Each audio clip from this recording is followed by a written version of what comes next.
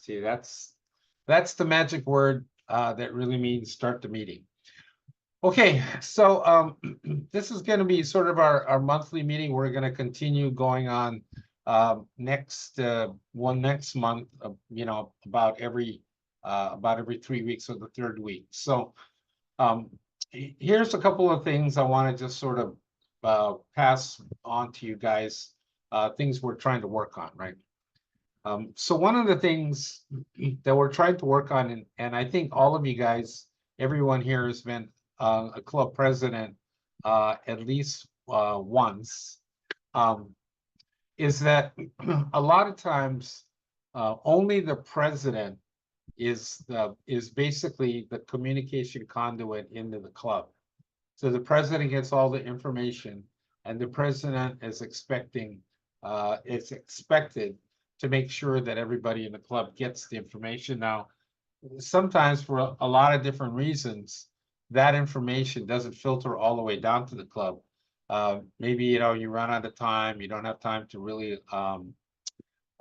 elaborate on some of the information that's coming down. So this year, we're going to start sending whatever information the presidents get.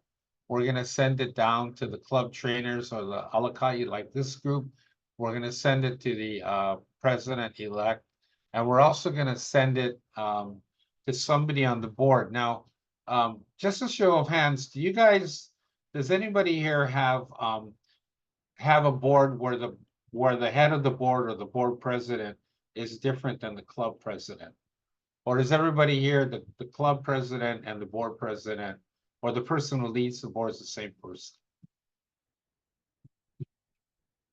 Yeah, well, that's typically the club president is also the person that runs the board. So what we're going to try to promote this year, yes, right, yeah, the president is typically the board president. What some clubs are moving toward, and we would actually recommend this for every club, is that the board choose a board president that is not the same person as the club president, because it makes it easier if the club if the club president and the board president are two different people, because then the board president can call the meetings, organize meetings, run the meetings, because otherwise typically it makes that sort of double work for the club president. And Joni's nodding her head, and I did it for many years. So I know it's quite a bit of work to be both people. Like I said, however, most clubs, the president of the club is the president of the board. Okay, so let's start at the top of the list here. So one of the things that you guys can do to help your club, and your club might already be done with this, is to help them finish up, if they haven't yet, finished up their grant report from last year, okay, which is actually gonna finish here in a couple of weeks. Now, if you guys have done a district grant project, and you already spent the money and you already finished it, then you owe the district a report in it. And we're not talking about a thesis.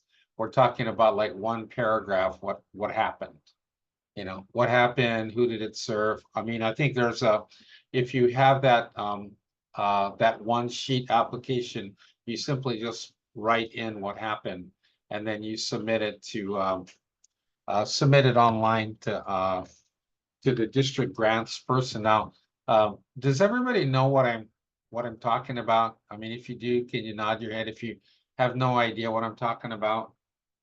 Yeah, okay, I do, but my club treasurer handles all of that. Yes, great. All right. So the main thing is that somebody handles that, because in some clubs they don't really have anybody that handles that. And so when they start sending the notice out, like your grant report is due and your grant request for the coming year is due by June 15th, a lot of people in the club are like, well, who's supposed to do that? right?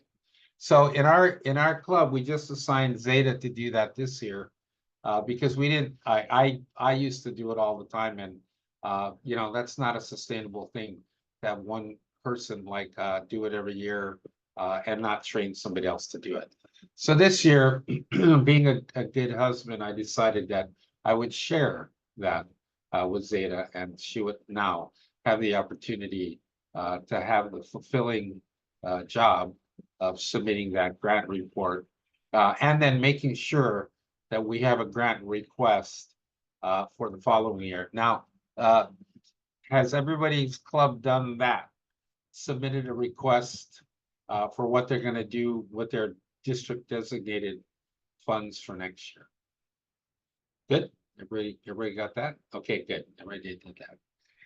Right on. So let me just ask you guys, since there's only really 5 of you here right now.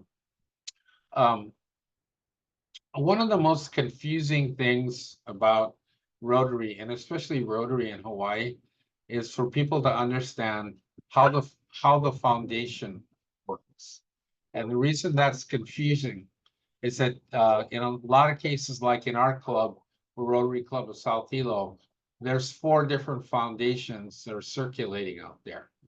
Okay, first there's the TRF, the Rotary Foundation, which is the big kahuna, right? The big, that's the one. Basically, most of the money goes to the Rotary Foundation, which is Rotary International. Our District 5000 also has its own foundation, and that's the foundation basically where that collected money to distribute funds to the Maui Fires people, right? That was our District 5000 foundation. Now we also have a Hawaii Youth Rotary Foundation, which was started by Mr. Sullivan, the guy who started Foodland Stores. Okay, he put together this Hawaii Youth Rotary Foundation that basically gives a $5,000 scholarship to a student. Your club gets to pick that student, and so they dole out about 50 of those every year. So that's the foundation. And in the case of our club, Rotary Club of South Hilo, our club also has a foundation.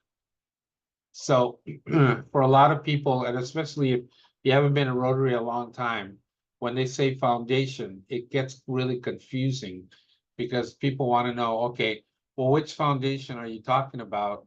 And then every foundation works completely differently than the other foundation. So if you guys have any questions or confused about any of that, you're not alone, and we're gonna try to walk everybody through it this year when we have our foundation training in September, so everybody can understand that that there are several different foundations, and you know, different, and each of them function in a different way. Okay, that was thing number 1, just to make sure everybody's kind of caught up in getting their reports in, and then making their grant application for next year. Okay, next thing, club action plan. So this year, you guys have been coming to meetings, you know that that they want to basically base the action plan, or they're changing the verbiage of this. Remember, it used to be our strategic planning, but now they're calling it action plan simply because it's a lot easier to put something into action than to have a strategic plan where it sounds like maybe you have to go on a retreat to basically get that thing together. But the action plan is basically how are you going to mobilize your goals, right? So you know, because every one of you have been a president before, Rotary is really big on goals, right? And so in your My Rotary, you're going to go through, and if you're going to be a club president, or you're trying to help your club president get their goals together, now they have like, I don't know, 24, 25 goals. They're actually this fall gonna reduce it down to like 6 goals. All right, and so the Rotary Action Plan is just a way to take those goals and to put them into motion. And so this year, what they want to do is they want us to talk about the 4 Rotary strategic priorities, which are to increase impact, expand our reach, uh, increase participation of the people that participate with us, and then increase our ability to adapt. Okay. Now, although these kind of are important things, and this is the direction in which Rotary wants us to go. The main thing with an action plan is that it has a driver, like somebody who's driving that particular goal, like who's in charge of it, and then it has a date, right? Because if you don't have a driver or somebody who's accountable for that and a date that you want it to be finished, chances are really good, probably not going to get done. Now, I work with a lot of clubs that put together, some really good goals, really dynamic action plan, and then they just sit on it. And so I would recommend, as part of your function, that if any of you sit on the board of your club, that the board's primary goal is to make sure that the action plan actually happens. So so a lot of clubs don't, their board doesn't meet really regularly. They might meet once a quarter. In some cases, the board might only meet once or twice a year. I would recommend, however, since the action plan is really the kind of kuleana of the board to make sure it actually happens, that your board meets every month. Now, a lot of people don't meet because they said, well, there's not enough business, or there's no business for the board to do, so we don't really need to meet. Well, the main thing for the board to do is to look at the action plan every meeting and just to talk about, how are we coming along with that? Does it need to be changed? Does it need to be altered? Uh, you know, um, does our goal need to be eliminated? Does it look like something we're probably not going to be able to achieve? Or the changes need to be made so that there is a way to achieve that. So primary goal of the board is to make sure the action plan is happening. So now, as far as you guys know, does your club have an action plan, or are they in the process of getting one together now? Now, a lot of clubs don't put together an action plan until after the year starts, right? Where after the new board takes place and they get a chance to sit down and talk to the new board. Now, the other thing that you guys could do, if you haven't done an action plan yet, and that's fine, is that you could also do a member survey. And the member survey basically is something that's passed out to all the members, and they can either do it online, or you can print them out and just have them fill it out physically at the meeting. And that member assessment will basically help you to get an idea of what your members think about is happening during the meetings, things, how they feel like things are going in the club. Hang on a second, let me show you one other piece here that.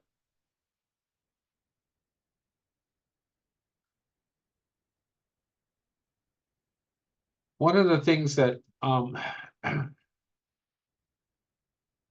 Rotary has spent a lot of time on is working with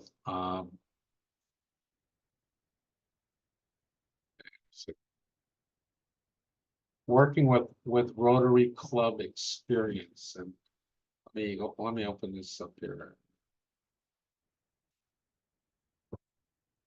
Okay.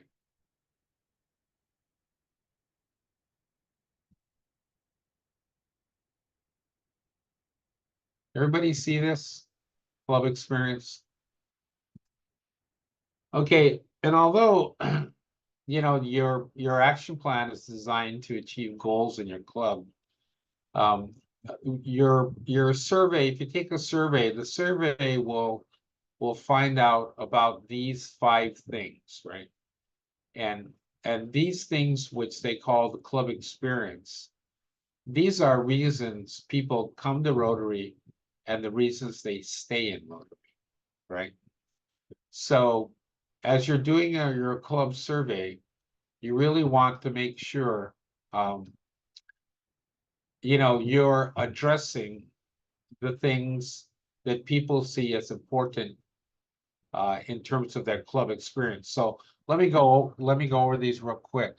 So number 1 is this meeting enjoyment. So that when people come to meetings, they feel like the meetings are fun.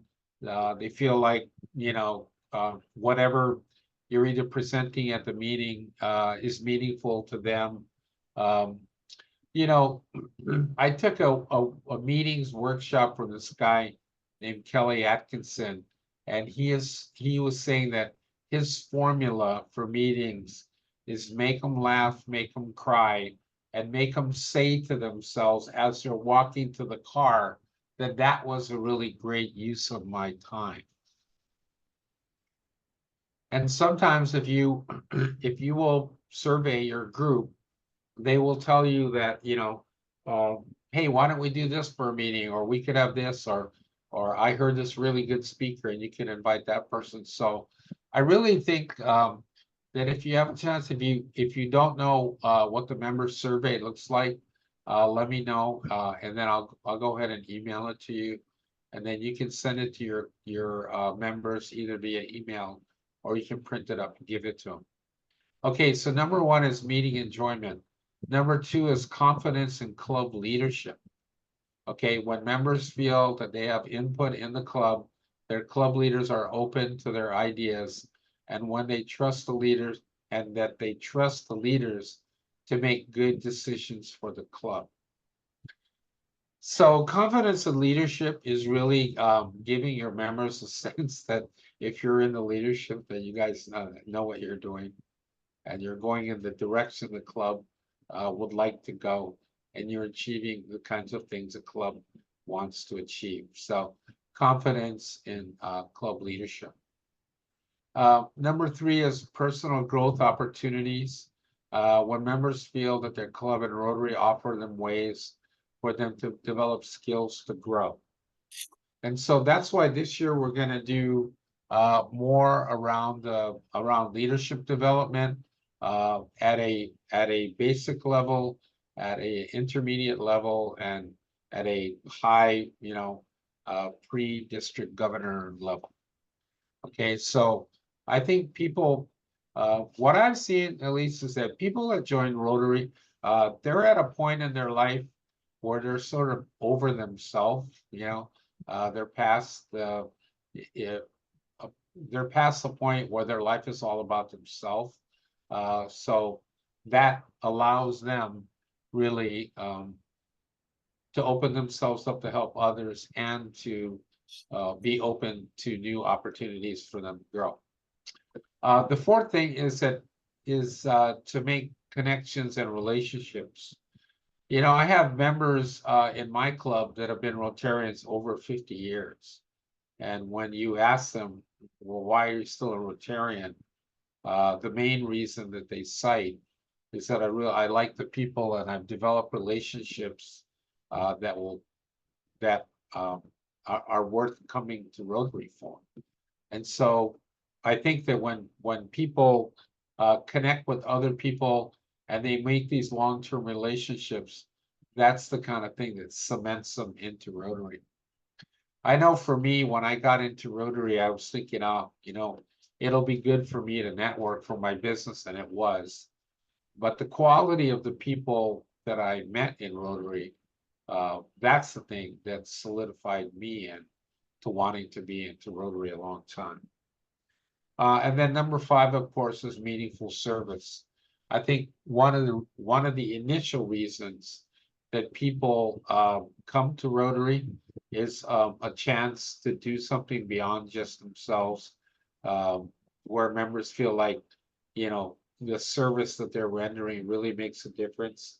But I think that they come to Rotary for that, but I think as they grow as a person, as they make connections and relationships, and they start having fun there, that's the thing that cements Rotary or cements Rotarians together for a long time.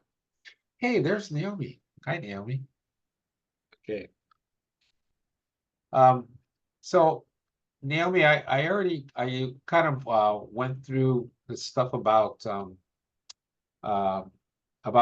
getting the grants in on time, making sure that your grant application is in for next year. Do you want to add anything to that, or anybody want to ask Naomi any questions about that part?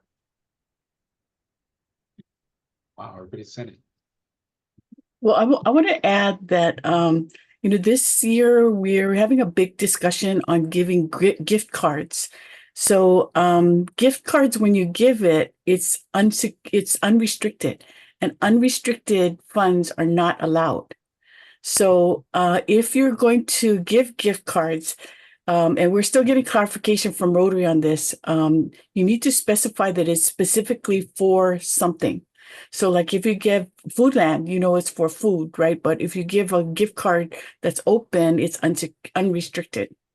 Okay, so just be careful on unrestricted funds going out to anybody. Another thing that came up was operating funds. So if you give money to an entity and it's for operating funds for them to do their work, that's not allowed by Rotary. Okay, so Rotary, the district signs an MOU with Rotary International.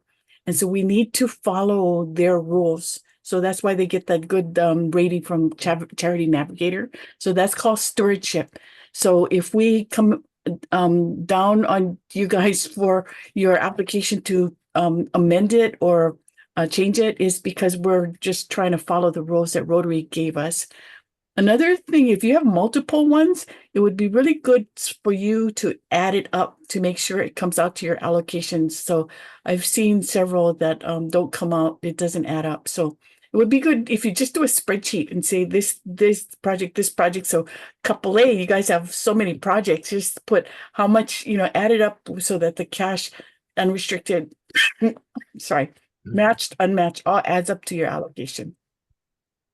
Okay, final reports, the receipts, we just remember we need to have proof of payment that the money went out for what it was supposed to go out for. So if you're sending us a bunch of receipts, would be good maybe if you add it up for us, because we're going to add it, and maybe make it straight, because we're getting the receipts like they're upside down, they're like all kinds of ways. So Yeah. We had 100 applications now, so we got to go through 100 final reports. So help us out, please. Yeah. Explain it. It would be really great if you put it on a spreadsheet like our report. We sent the invoice, but we didn't send the canceled check, right? So you need a canceled check. So I told Zeta she has to go and run the canceled check downs, because it can't just be an invoice. You need to have proof of payment, correct? Yep. Right. Because we need to see that the money was paid out for the purpose it was done. And so if you changed your purpose, we need to send in the application again to Rotary to get an approval. So we saw one that it came in and is totally different from what they first put in. And so we got to get an approval from Rotary first. And so that's the problem, because you're not supposed to spend the money until you get the approval, right? So Yeah. yeah, Claudia, right? Right. Claudia knows. So, Naomi, can you walk us through then the timeline then? You know, everybody's supposed to submit their grant proposal by the 15th, or okay, which was Saturday. So can you walk us through why we have to have that timeline, when the money comes back and when the money is available to be spent? Okay.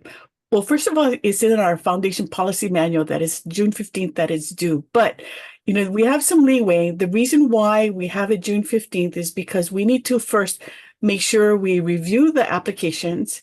We have to put it on a spreadsheet. So we put a big spreadsheet with all 100 applications. We have to say where it's located, what category it's on. We have a description.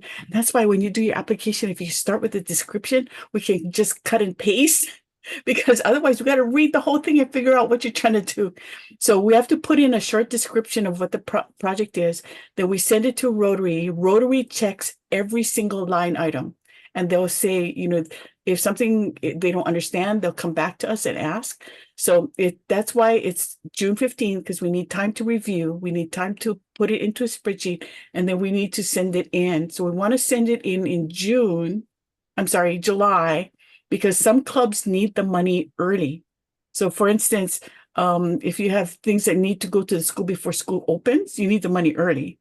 So that's why we have that deadline for clubs that do want the money early. Now, if you don't need the money, you don't know what you're going to do, and you send your application later, that's fine. But it's just know that it's not going to get to Rotary and you're not going to get your money until maybe September, October, instead of end of July, early August. Okay.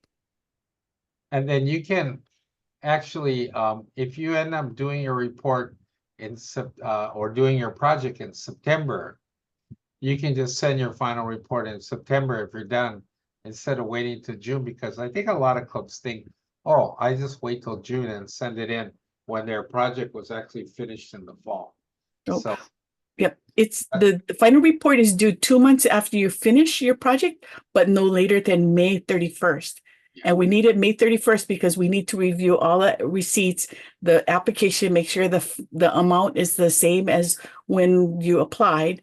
And then we have to put it back into that spreadsheet for Rotary, and we need to tell them how much each project finished up with. And then we have to add it up. So that takes a while. And then remember now, if you don't send it in, and it holds up our whole final report to Rotary, that's going to delay the money coming back to us, because we cannot get the money, our new application approved until we finish the final report for the old applications. So you don't want to be the one holding up that final report to Rotary, right? Yeah, I don't want to have to call you out in a meeting, right? Like, oh man, we would send it in, except, you know, didn't send the report in. Okay. And I would also recommend, because we went through this in our club, where we didn't have an actual person tracking all of this stuff, because it used to be a couple of different people who don't do it anymore, and then it was me, and of course I did a really poor job on it. And then now it's Zeta, and it's her job, so she's now tracking the application being submitted, the grant money coming in. If there's a matching fund, the matching fund getting put in to our account, the spending of the money, the report, all of that. Somebody in your club, and Joni says their treasurer does it, so that's a wonderful thing. If you have somebody assigned in your club to track that whole thing, that would be a great thing. And if you don't, you should definitely get one. Otherwise, you'll have some stuff fall through the cracks. Yep. But yes, it's like herding cat. And Claudia, we do have a herding cats club in the district. Yeah. Because we know, you know, we're volunteers. But that's where Alaka'i, your club trainers, this is where you come in. Because if we can rely on you to take care of that for your club, because, you know, a president comes in, they don't know how to do it, and they'll maybe never do it again. But club trainers know how to do it. So Alaka'i, can we please count on Alaka'i to help with the process? And 2 heads are better than 1, right? Yes. Yeah, that's a great one. Thanks for that. And we have to keep sort of ringing that bell, because the more of our Alaka'i, our trainers who know how to do this and take the responsibility of it, the easier it is. It's going to be on the district as far as moving all of these things along, because it really does have this huge bottleneck right at the end of the year where all this stuff is coming in, and some stuff is there and some stuff's not. So it would save Naomi pulling her hair out if we could get it all in on time. Okay, so that's good. Okay, so we wanted to talk now about, oh yeah, Tom, you got your hand raised. Go for it. I do. I have a question Okay. for Naomi, and hi Benson, and hi Naomi, and Hi, everybody. Tom. Sorry, I got in a little bit late, and I want to go back to something you said. I want to be clear on this because I'm not sure I understand it. I'm in the process of setting up a operations fund within our group, the Rotary Club of Honolulu. It's going to be called the Coke and Lawrence Fund. Coke and Lawrence are the two gentlemen that started the Rotary Club of Honolulu and chartered it on July 1st, 1915, for those people who don't know that. And our club was the first. And this is a fund that is very clear to the members of the club that it's non-tax deductible. It won't be going through our foundation. But did I hear you correctly in saying that I'm not able to do this? It's grant funds that are not, you're not able to use grant funds for operations. Okay, good. Thank you. I knew that, but I just wanted to make sure that I can set up this fund as an operations fund within, because we need operating funds, because we do have an administrator and we do have a third-party accounting and all that. So, okay, that was my question. Thank you very much. So you're lucky you can do that. Well, we'll see. Yeah. We'll see how it goes. I'll let you all know if it works. Okay. And so if there's any question about whether or not the use of whatever you're going to do, the funds you're going to use are going to be applicable, please email us and let us know, because the rules and restrictions in terms of what the funds can be used for are pretty clear, but sometimes not always clear to every single person. Okay. So this year, so we want to talk about leadership development now. And so this year, we're going to add a couple of different or a couple more layers onto our leadership training. And so we're going to start a 101 group, which is basically anybody, you can be a Rotarian for 5 minutes and you can be in this group. We're hoping to put together a cohort of maybe 25 or 30 people. We're gonna ask the club presidents to recommend somebody for from their club to join us, to join this group. And I'm gonna let Naomi kind of explain what this group is gonna do, how many times they're gonna get together and all that. So go ahead, Neil. Okay. So Benson named it Kupumao because it's always growing and learning. And so what we want to do is help you develop your future leaders for your club.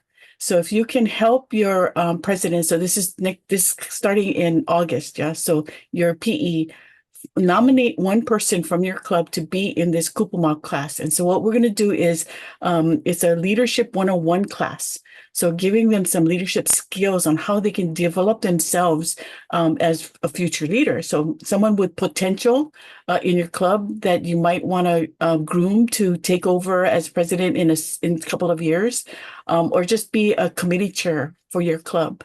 So please look out in your club for who you want to nominate for this position.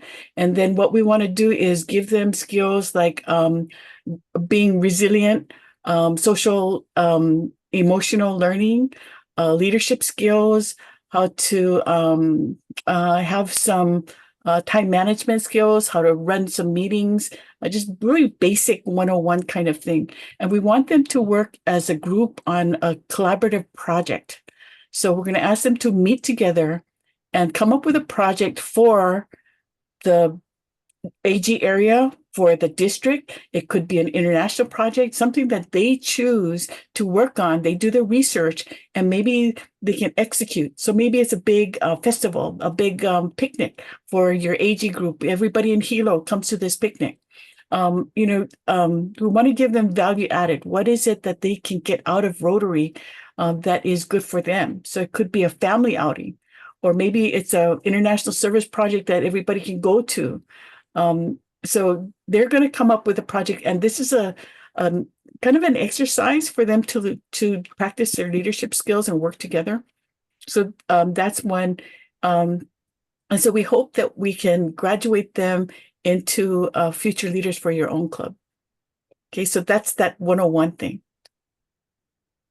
Okay, and so then the next level up, which is already existing, is our DLA, or our District Leadership Academy, and several of you that are on here already have gone through that, and you're graduates of that, which is great, because we got something in store for you guys too. So just real quickly about the DLA, it is a leadership, basically a cohort of people that have already served as club presidents. It is 8 sessions monthly, and then they meet typically on a Saturday. I think it's the 3rd Saturday, right, Naomi, at 9 o'clock. And you start in August and you go through April. And then it's designed really to familiarize you with all the different aspects of what Rotary has to offer, and then to give you a chance to meet and work with other people, other leaders within the district. Now, I think we just graduated our 4th cohort, and so I think now we have 40 some odd graduates of the DLA. And so knowing that, at the top echelons of our district, we need really great, experienced, dedicated leaders.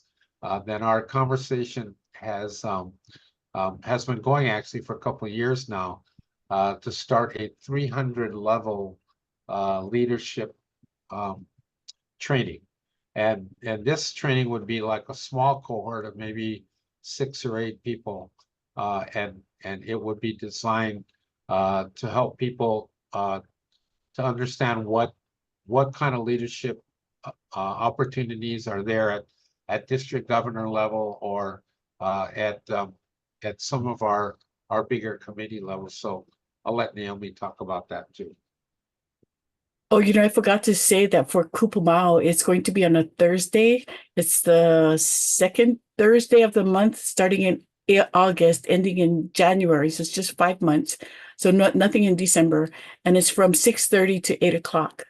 Okay, and so we're thinking young professionals, maybe they would like to do it on a Thursday rather than a Saturday, because maybe they have family or they do things on Saturday.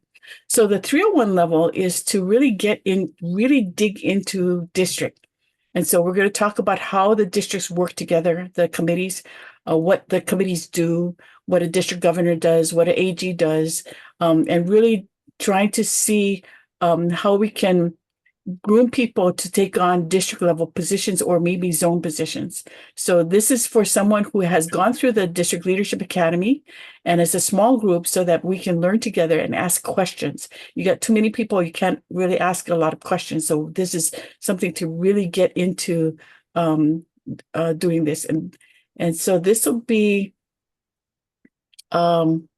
we're still working on the content on this one, because it really needs a lot of thought on what we're going to cover. So we're still meeting on that. But that'll start in August 2. It's going to be on a Saturday after DLA. So it's going to be 10:30 to noon. Okay, so those are graduates of DLA. Okay, DLA, you need to be a past president. And then for Kupumao, it's just someone who's a Rotarian who has a potential to be a future leader. in your club. Did we give a name for that? We didn't really come up with that. Masters. It's a master's program. Oh, master. Yeah. Okay. I know it was something that sounded really important. And that would be it. Okay. Any questions about that? Anybody have any questions about that? All right, so because our design now is to really try to take somebody that enters Rotary as somebody just joins Rotary, and no matter where they are in their life, I mean, they may be a young professional, or there may be somebody that's in their mid-60s that just recently retired.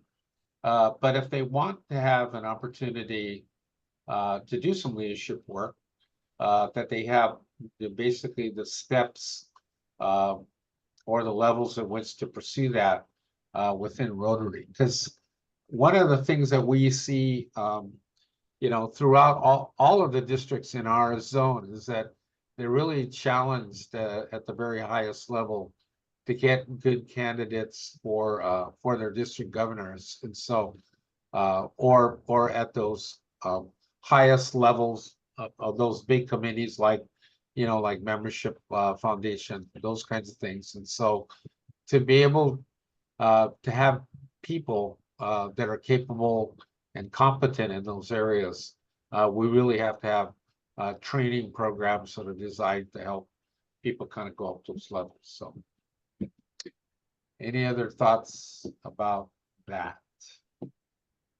Okay.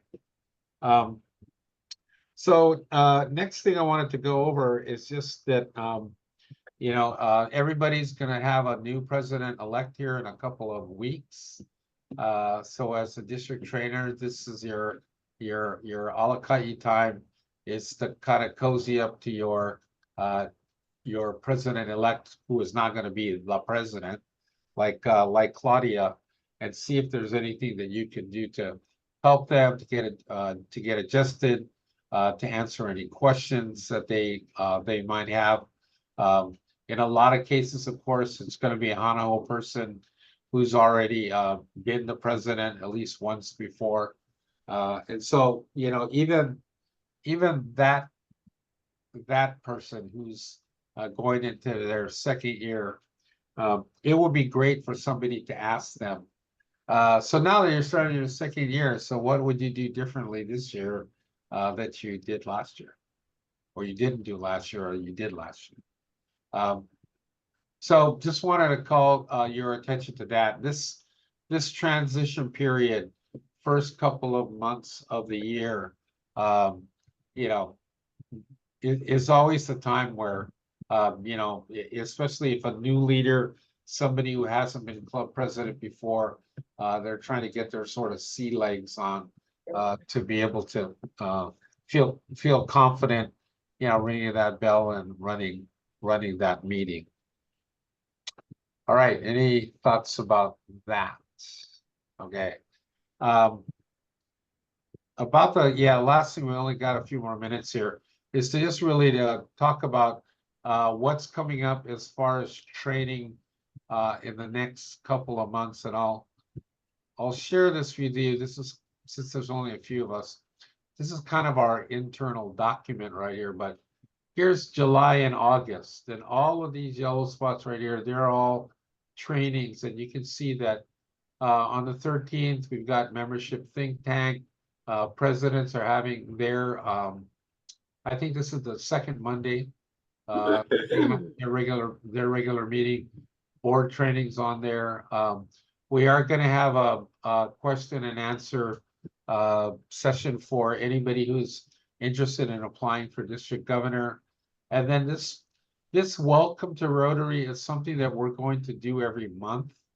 All right, and it's really designed for new people or people who haven't been in Rotary for a while, so that they can learn some basic things about Rotary. What's Rotary about? Where was Rotary started? A little bit of the history of it. What's Rotary like in District 5000? So we're going to try to do that monthly. You can see that this is Kupama leadership, youth protection. we've got a pretty ambitious schedule going every month for trainings. And I think yeah, third Mondays is club trainers for Alaka'i 7 p.m. So No, okay. so Ted just changed his president's meeting to third Monday.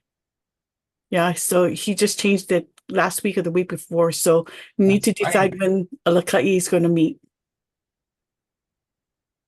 Okay, let's see. Yeah, we have to decide when does this group want to meet? We were meeting the third Monday now. Unless you think would that be a conflict? You think, Naomi, if we meet at the same time? Yeah, I don't think we should meet at the same time. Okay. All right, so, Because right here, Eva and Tom are going to be in that meeting, right? yeah, right, even, And Claudia. yeah. Yeah. Okay. Okay, I think all the Mondays are taken, right? You want to look at that again? Or you can see it on your side. What do you think? Oh, you Ted, know, so Ted's meeting is 6:30. I don't know if you want to go 7:30 after his meeting. Oh no, so sorry. Ted's meeting is at 5:30, oh. good. right? Claudia? Is it 5:30? 5:30. See, yeah, that's what Eva say. So if theirs is at 5:30, then we can do third Monday at 7. Third Monday at 7. Okay. All right, well, make it if you can make it. We have to sort of build this team up so that there's more people like you guys that are out there, that are participating like this at this level. Okay, well, that's all I have today. You have anything else, Naomi, you want to add? So maybe we can give them because we got the whole year's calendar.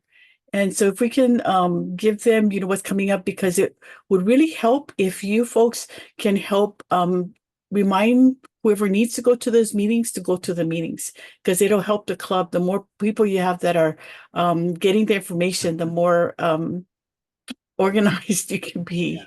So if you're going to be the president, try and get us maybe the past president to be the Alaka'i for your club. And we want the Alaka'is to be really the person who can help the board move and be the backup for you.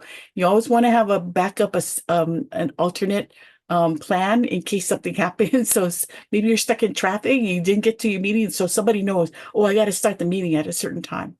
So you always want a backup plan.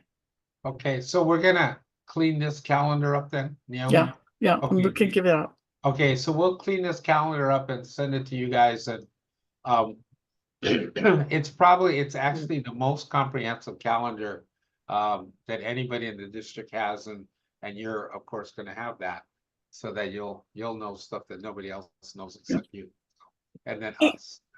I got a question for everybody.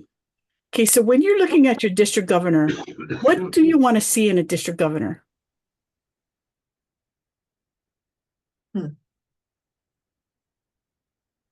Thank you.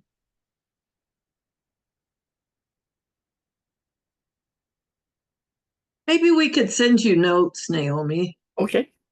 Okay. Tom?